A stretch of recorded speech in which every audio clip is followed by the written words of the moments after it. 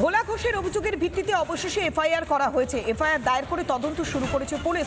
আজই রাজবাড়ী আউটপোস্টে অভিযোগ দায়ের করেছেন ভোলা ঘোষ। শেখ শাহজাহান এবং আলিম মোল্লা সহ মোট ৮ জনের বিরুদ্ধে অভিযোগ জানিয়েছেন ভোলা ঘোষ। খুনের চেষ্টার অভিযোগ করেছেন ভোলা ঘোষ। এফআইআর দায়ের করতে ১.৫ দিন সময় লেগে গেল কেন পুলিশের, এই প্রশ্নটাই তো উঠে আসছে।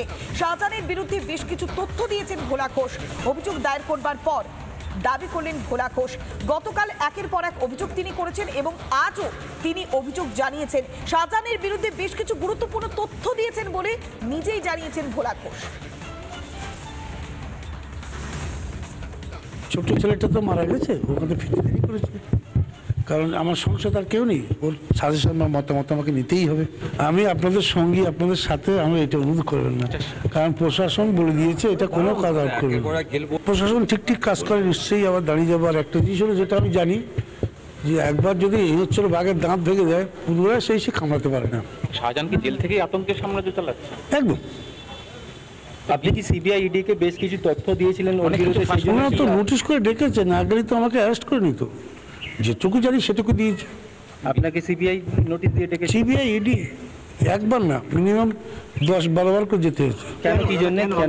কারণ ওর সঙ্গে তো ব্যবসায় জড়িত আমি। আচ্ছা, ওর খবরটা বলুন কি হয়েছে। পার্টনার ছিলেন, সেটা কবে গেছিলেন আপনি? ও গিয়েছি আমি আপনার 2024 সালের মার্চের 12 তারিখ থেকে শুরু হয়েছে আমার। মার্চের 12? বিধি মোল্লা কি ক্রিমিনাল?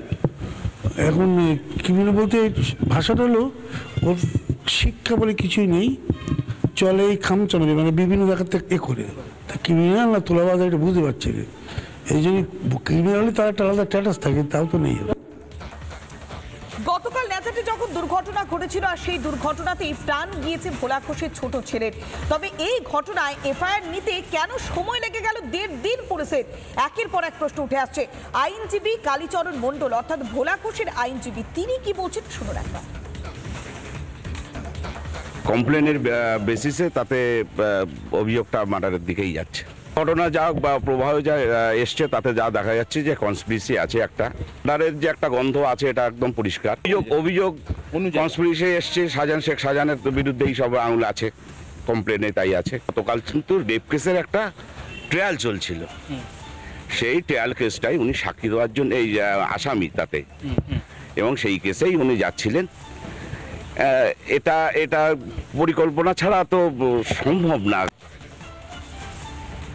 আমরা শোনাচ্ছিলাম ভোলা ঘোষের আইনজীবী কালীচরণ মণ্ডল, তিনি স্পষ্ট বলছেন যে সাক্ষ্য দেওয়ার জন্য আদালতে যাচ্ছিলেন, তার মাঝে এই ভয়াবহ ঘটনা ঘটল। তবে পুলিশ প্রশাসনের ভূমিকা নিয়ে বারবার প্রশ্ন উঠে আসছে। একই প্রশ্ন তুলেছেন বিরোধী দলনেতা শুভেন্দু অধিকারী।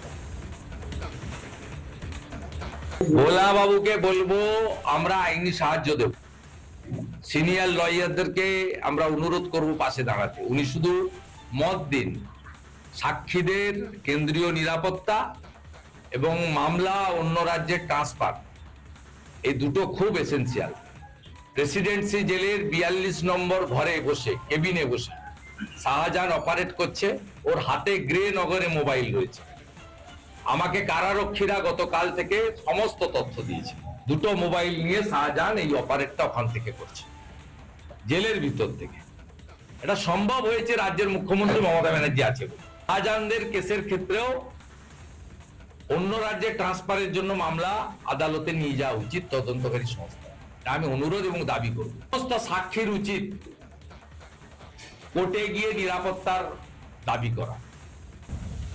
নানা ধরনের কন্টেন্ট দেখার জন্য লাইক করুন, শেয়ার করুন আমাদের ফেসবুক পেজ, সাবস্ক্রাইব করুন আমাদের ইউটিউব চ্যানেল।